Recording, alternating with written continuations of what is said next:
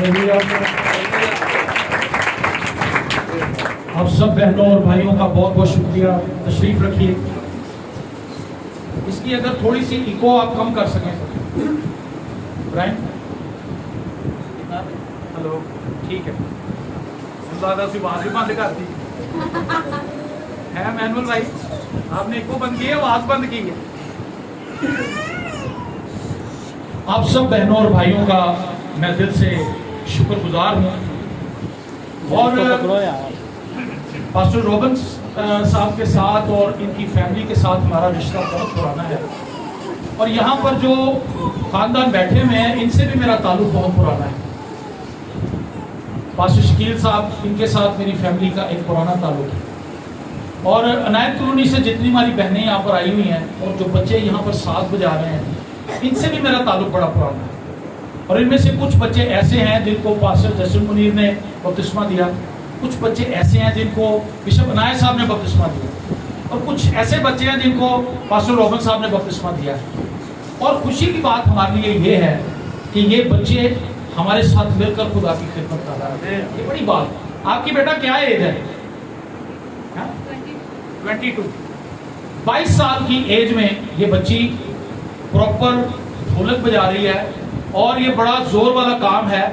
इसकी बॉडी की जो फिजिक है उससे ये लगता नहीं कि इतनी जोरदार ढोलक बजा लेगी, लेकिन जब मैंने इसको बजाते हुए देखा तो मुझे हैरत हुई, क्योंकि मैं खुद भी ढोलक बजाता था किसी ज़माने में। मैंने और पास्टर जस्टिन मुनीर ने बहुत साल ढोलक बजाई, फिर उसके बाद उनके बेटे जो थे समरून और जारिश से वो आ गए, तो फिर वो बजाने लगे। तो ये एक खुदावंद का तरीका कार है खिदमत का, कि वो जब कोई शख्स उम्र सीधा होने लगे, उसके जिस्म की ताकत कम होने लगे, तो फिर वो आहिस्ता आहिस्ता उसकी खिदमत को बदलता है। बहुत से ऐसे जोर वाले काम जो पादी साहब अब खुद नहीं कर सकते। मैं ये नहीं कह रहा कि पादी साहब कमजोर पड़ गए हैं, पादी साहब जोरावर बंदे हैं, लेकिन ये खुदा की तरफ से है कि खुदा अपने बंदे को रेस्ट देता है और उसके साथ ऐसे लोग जोड़ देता है जो उसके साथ मिलकर खिदमत गुजारी के काम को आगे बढ़ाते हैं।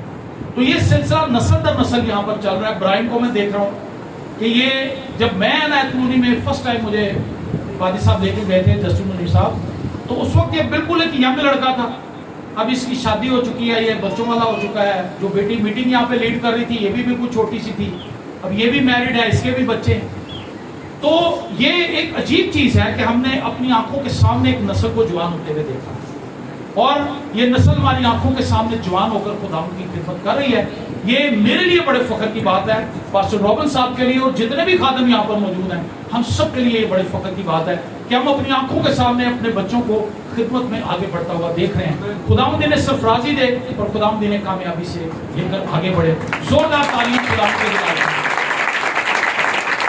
खुदावंद के जिंदा कलाम में से हम तिलावत करेंगे रोमियो 12वां बाब और उसकी फकत पहली आयत। खुदावंद के कलाम में से हम पढ़ेंगे पौलुस रसूल का खत रोमियो की कलीसिया के नाम, उसका 12वां बाब और उसकी पहली आयत। आप पादी साहब से हर संडे बेहतरीन कलाम सुनते हैं। आप शुक्रगुजारी करें इस बात के लिए कि आपको एक अच्छा पासवान मिला है। हम अभी रिसेंट मियाँ वाली में गए तो वहाँ पर मैंने बात बताई कि वो कलीसिया बाइस से बरकत है जहाँ कलाम सुनाने वाला खादिम मौजूद है। बहुत सी ऐसी कलीसियाएं हैं जिनमें कलाम सुनाने वाले लोग नहीं हैं। वो देहातों में है, वो शहरों में है, वहाँ पर कलाम नहीं सुनाया जाता। और जहाँ कलाम नहीं सुनाया जाता वहाँ कलीसिया कमजोर रह जाती है, वीक रह जाती है, वो खुदावत में बढ़ नहीं सकती। उनके मांस रेशे रूहानी पट्टे मजबूत नहीं होते, वो कमजोर ही रहते हैं। वर्शिप बड़ा स्ट्रॉन्ग पहलू है, लेकिन कलाम मुकद्दस का सुनाया जाना कलीसिया को बहुत जरूरी है। बाइबल की तालीम कलीसिया के पास होनी बहुत जरूरी है। तो मैं इस बात के लिए भी शुक्रगुजारी करता हूँ कि आप एक अच्छे पासवान के ज़रिए से तालीम हासिल कर रहे हैं, पढ़ रहे हैं और कलाम को सीख रहे हैं। आमीन। खुदा के जिंदा कलाम में लिखा है, बस है भाइयों, मैं खुदा की रहमतें याद दिलाकर तुमसे इल्तमास करता हूँ कि अपने बदन ऐसी कुर्बानी होने के लिए नजर करो जो जिंदा और पाक और खुदा को पसंदीदा हो। यही तुम्हारी माकूल इबादत है। आमीन। बस है भाइयों, मैं खुदा की रहमतें याद दिलाकर तुमसे इल्तमास करता हूँ।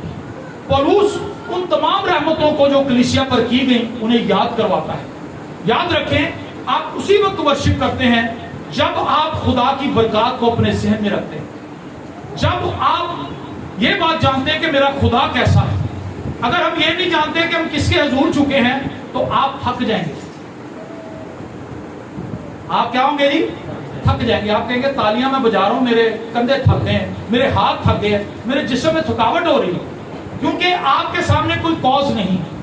داؤد جب ناچ کر عہد کے صندوق کے آگے جا رہا تھا تو اس کی نظر میں اس کی رعایا نہیں تھی، اس کی نظر میں اس کے وزیر نہیں تھی، اس کے نظر میں اس کی بیوی نہیں تھی، اس کے فوجی نہیں تھے، اس کے سپاہی نہیں تھے.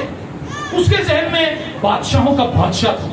وہ یہ بھی بول چکا تھا کہ میں خود بھی بادشاہ ہوں، اور وہ ناچ رہا تھا. اور اس کی بیوی نے اس کو اس طرح سے پورٹریٹ کیا کہ تو ایسے ناچ رہا تھا جیسے بھنگا بے حیائی سے ناچتا. اس نے کہا یہ تو سب خدا کے لیے. ہاللیلویا. جب آپ یہ سوچ کر ورشپ کریں گے نا تو آپ کی تالیوں کی گونج کچھ ہو رہی ہوگی، آپ کی آواز کی گھن گرج کچھ ہو رہی ہوگی، آپ کی ورشپ کا لیول کچھ ہو رہی ہوگا.